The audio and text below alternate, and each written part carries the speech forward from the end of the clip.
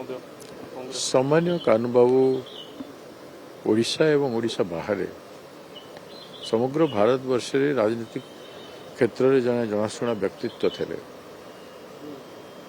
एवं बारंबार विधानसभा को आसी मंत्री हिसाब रे दलर नेता हिसाब रे अनेक कार्य से करिसेंते समग्र राज्य रे प्रत्येक जिले में जाइए काम करिसेंते एवं राज्यसभा रे थिला समय रे ता पूर्व एवं परे मध्य एआईसीसी रो विभिन्न पद पदवी रे चारिआडे विभिन्न राज्य रे जाइए काम करिसेंते कांग्रेस पार्टी पई रेल राष्ट्र मंत्री हिसाब रे जो सब काम बजेट थिला ताकू कार्यकारी कमेन्समेंट करबा पई से करिसें जेमति हमरो Balangir Khordha road railway line हला कि लांजीगढ़ रोड जूनागढ़ हला से समय नरसिंह राव जी प्रधानमंत्री को आनिके फाउंडेशन स्टोन देखि काम आरंभ करथिले एवं रूपसा बांगरी पसी दैतारी बांसपानी आदि रेलवे लाइन गुड़ाकर सर्वे आदि कार्यक्रम करते गुड़ा रेलवे स्टेशन उन्नतीकरण राज्य में करते अवदान बहुत रही ओडिशा माटी तेणु वियोग ओडिशा राज्यर जनसाधारण एवं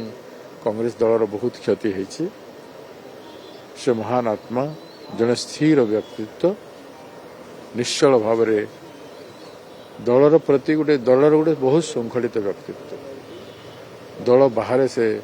कभी चिंता कर नथिले एवं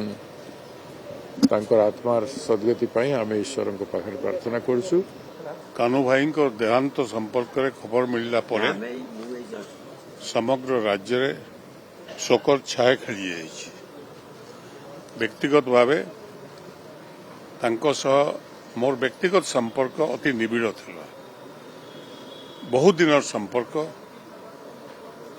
जड़े साधारण चाषी परिवार रु आसी समग्र देश रे केवल ओडिशा नुहे समग्र देश रे चाषी समस्या गरीब गुरुबा लोकंकर समस्या किपरि दूर करा जाई परिवो से जो पद पदवी थांतु ना कहीं केंद्र मंत्री हिसाब रे होंतु प्रदेश कांग्रेस कमिटी सभापति भाव होंतु ऑल इंडिया कांग्रेस कमिटी पछुआ वर्गर सभापति हिसाब रे कुआ जाऊ राज्यसभा एमपी हिसाब रे कुआ जाऊ विधायक हिसाब रे से सबु बेले लोकंकर समस्या किपरि दूर हबो बहुत हर तांकर ई बासभवन रे आमे विभिन्न समस्या संपर्क रे आलोचना करिछु एवं जने सानो भाई रो स्नेह तांकर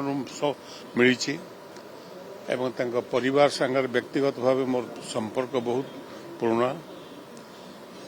मु आशा करी तांकर स्मृति रे राज्य सरकार एवं अन्य माने आमे समस्त कांग्रेस लोक कांग्रेस दल पक्षर उद्यम हबो तांकर स्मृति एवं तांकर जो अधूरा स्वप्न थिला विशेषकर चाषी समाज रो विकास पई से सदा बेले चिंता करुथिले एवं तांकर से स्वप्न को साकार करिया पई आमे समस्त आगामी दिन रे से कार्य करिउ बोली आशा करू।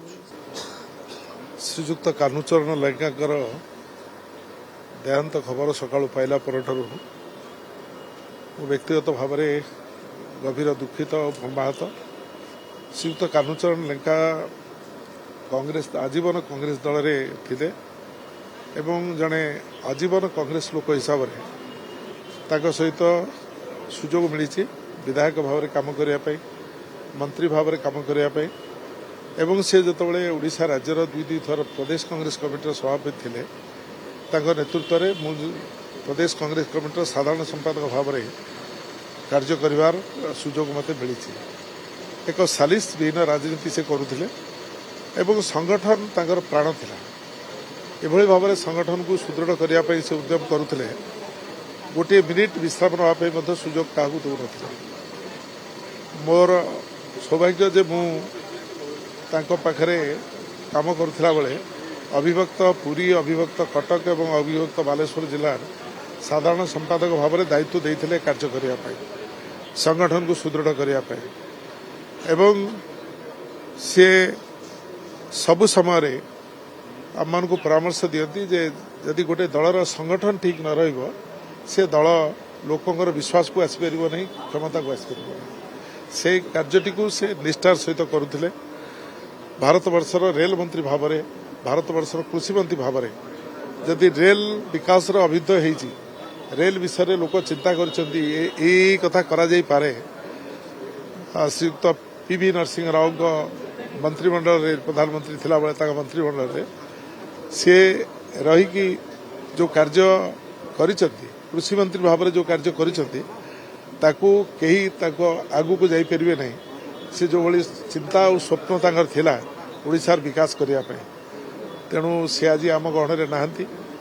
बासभवन में आम समस्ते एकाठी होती एवं कान्नू बाबूर शून्यस्थान जो है कांग्रेस दल में पूरण करने कष्टकर